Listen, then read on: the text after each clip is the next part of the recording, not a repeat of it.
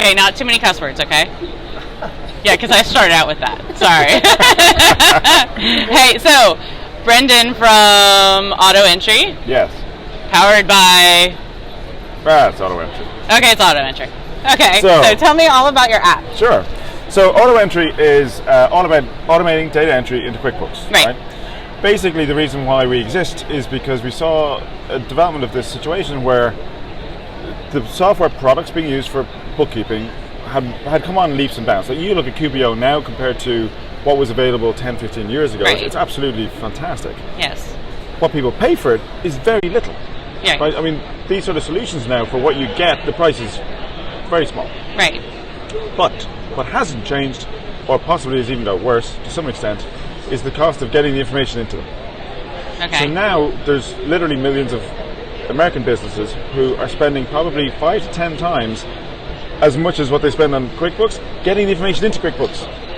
That's fair. You know? I think, yeah, that's fair. It could be a day a week, it could be a couple of days a month. Right. But that time is really expensive. Right. So what we're trying to say is we're going to reduce that to a fraction of what it currently costs. Yeah. And apart from the cost savings, it allows people to get back to the job that they wanted to do in the first place. Right, like why they got into business. Why they got into business, right? You wanted to be a hairdresser, or you wanted to be, whatever it might be, a baker. That's fine. That's what you wanted to do. Yeah. But you didn't want to spend days or your weekends just punching. And you didn't go to school for accounting, so... And it's not even your forte, right? Right, yeah, it's not your thing. So it's not your thing. You're a bit uncomfortable with it anyway. Right. So what we're trying to say is, if we can help all these people get the information into QuickBooks, so QuickBooks can do all the wonderful insights and forecasting and all that other good stuff for the business, that's what we're all about. It's garbage in, garbage out, or this is it. You're getting good stuff in, Absolutely. and then QuickBooks can actually do what it needs to do. And a lot of it is quite routine, and it's not that it's that difficult, right? Right. It's not difficult to put information into QuickBooks, but it is time consuming. Right. And we're trying to eliminate and that. And it's always a matter of, if you're learning what the receipts are, right, if you're learning all this stuff well, then it works. But, if you're not... If an app isn't learning well, or if a person's doing the entry and they're not learning it well, then it's just crap. Exactly. So. And the good thing about apps is, they should be consistent. Yes. Right? Yes. So once you tell it once, it'll remember and it'll know what to do next time. Right. Awesome. So AutoEntry is all about that, right? So if I go into one of the companies that are set up here in AutoEntry, there are 3 key document folders, and the idea is we're building out a suite of areas where we can take different document types that are routinely needed to be transferred, or the information from them transferred into QuickBooks. Mm-hmm. So the whole idea is, where we have a purchases folder, it's everything you buy, right? Right. So if you're getting receipts when you go to Starbucks, if you're getting bills from your vendors and suppliers, or you even get a credit note from a vendor for something that they've refunded you for, things like that. These are all bits of paper usually, or sent to you electronically, maybe as a PDF. But ultimately, you have to get that information into QuickBooks in order for QuickBooks to know how to show you how much cash you're going to have next month. Right. So what we're saying is, anything to do with buying, when you get paperwork around buying, it goes in that folder. Okay. And we will capture all the information from that document. So if it's an invoice or a bill, we'll capture the vendor, the date, the invoice number, all the information around how much it cost, or if need be, the full line item details, like the description, the unit price, the quantity of all the items you bought, and then it'll go into the right expense account. Right. The first time it might ask you and say, hey, we're not sure what expense account to put this to. Well, can you tell us? And we'll remember from then on. And then one thing is different, too. You were saying line items. Oh, yeah. You go to line items, which I haven't seen. Yes. So line items for us, it was a prerequisite to when we started out to build the products.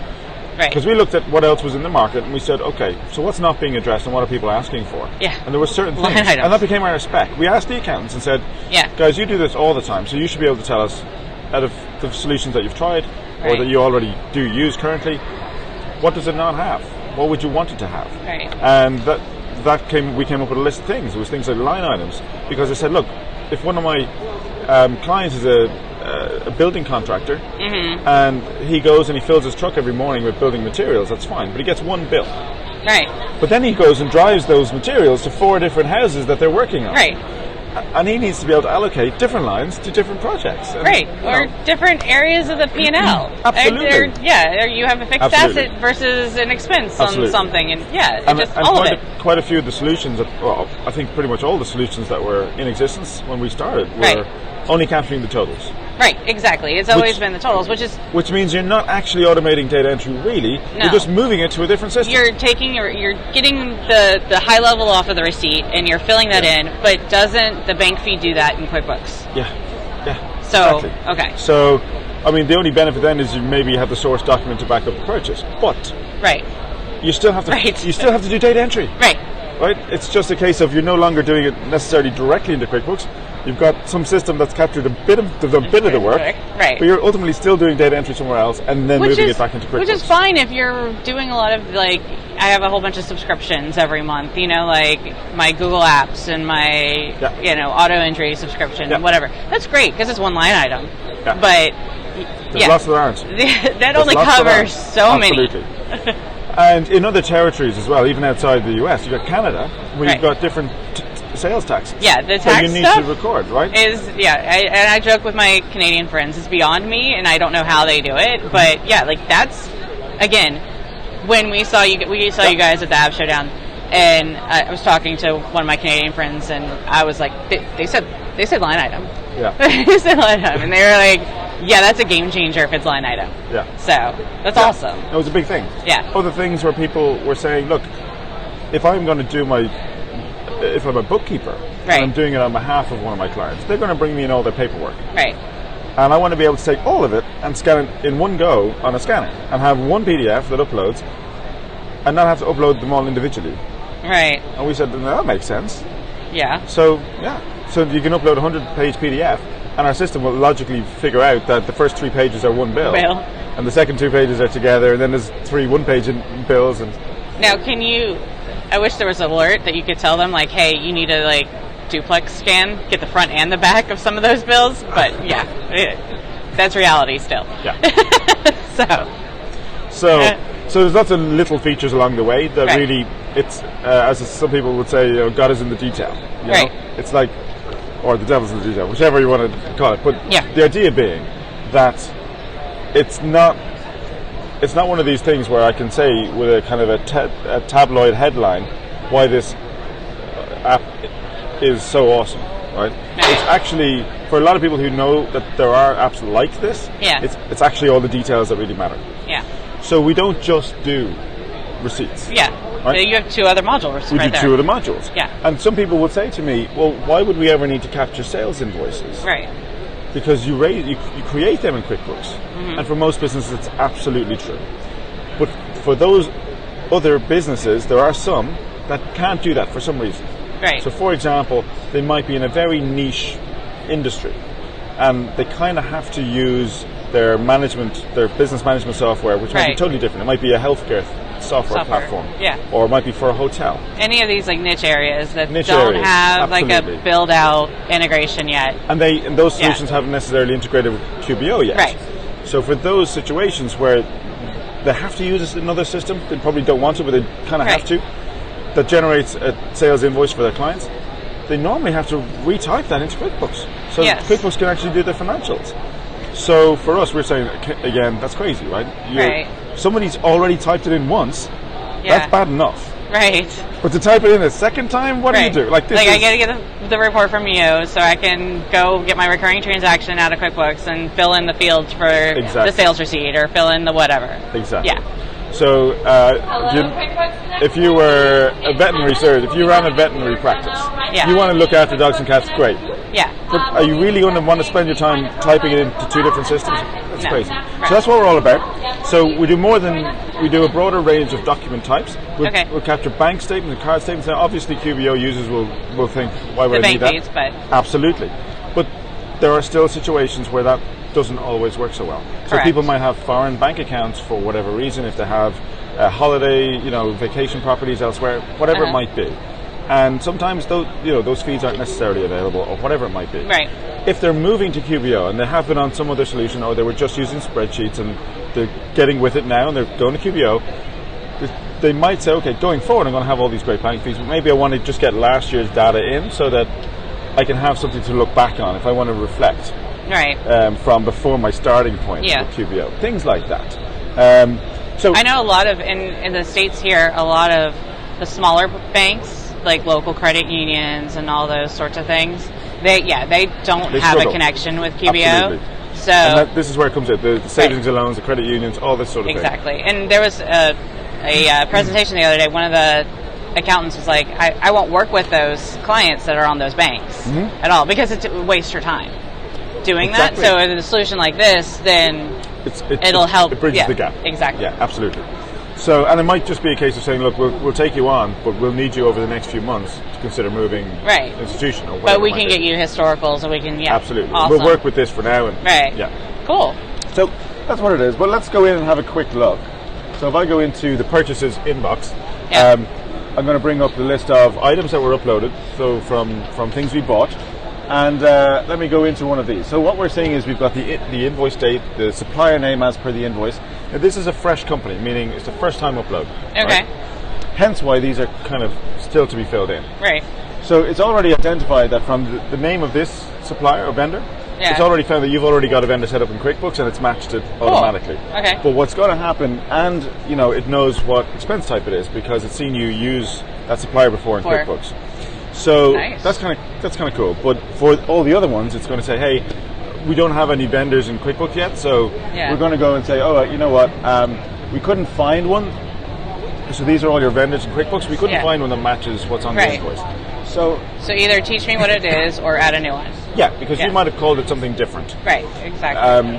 The official name on the invoice might be different to how you refer to them.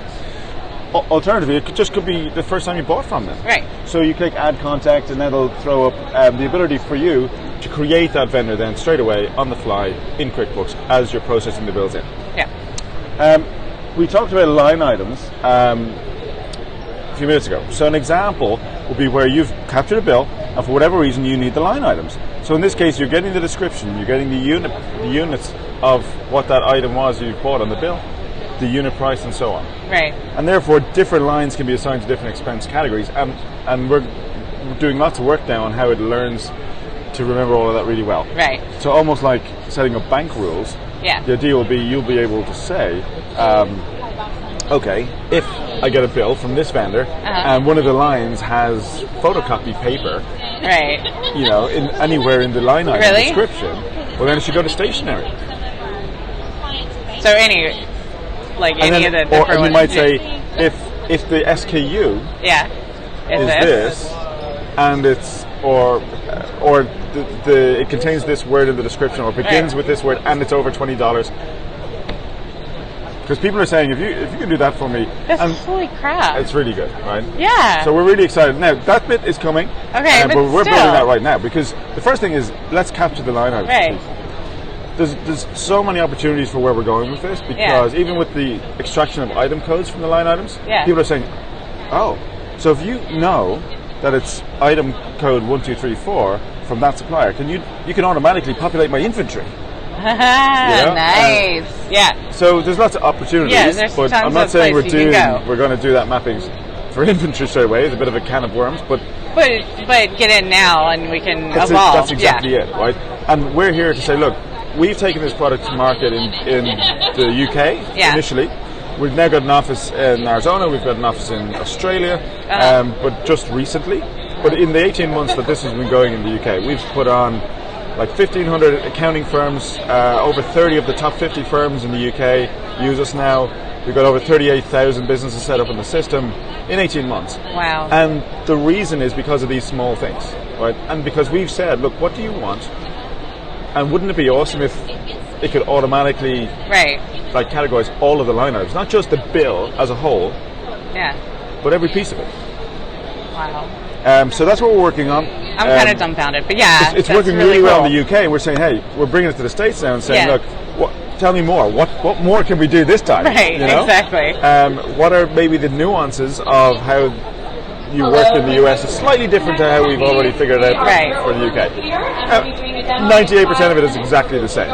Yeah. But There's always going to be nuances between different, you know. And we're really excited. We love just going, oh, really? We can totally do that. Yeah. You know, we can fix that. Yeah. You know, so. That's really cool. Yeah, so it's exciting. So that's an example of the line items. I so love the line items. And there's lots of new things that we're working on doing as well. So we want to support people, not just doing what they've always done, not just making easier the status quo of what they've always thought is, but showing them new possibilities. Exactly, right? Because if you consider the features, the amount of features that exist in things like QBO that are wonderful and can really help businesses, but are never used, is just a shame. It really is, because us, developers, engineers, have figured out that we can do something for you that's awesome. But unless you look for the opportunities in what you can change to make things better, you're not going to leverage. You're not going to get that benefit. People want the benefit, but it doesn't often take that much effort to say, well, I've got this product, I'm paying for it. I'm 100% sure there's lots more to it that I haven't actually leveraged yet. I always tell people you're using 25% of the software or whatever, and if you're able to up the percentage of what the value out of other stuff. Exactly. And sometimes I would feel that maybe some features are underutilized because it requires more work. Right. So they're spending less time baking again because they've got more data entry or more things to fill in. So if we can help automate, the telling of QuickBooks, some more information that then QuickBooks can do even more for the business. Wonderful. Yeah.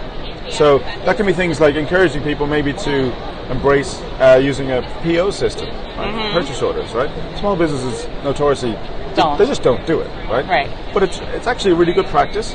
One of the greater areas of fraud growth is in just spurious bills. Yeah. You being sent a bill, what looks like it's from a legit company, but it's a totally different bank account, And there are solutions that address this already, but anyway. But you're able to, you're getting data and making it good data that's going into QuickBooks. Yes. Then you can build off of that. And exactly. And you're going to get so much more from QuickBooks, because rubbish in, rubbish out, right? Right. If good data goes in, QuickBooks can do amazing things. Right.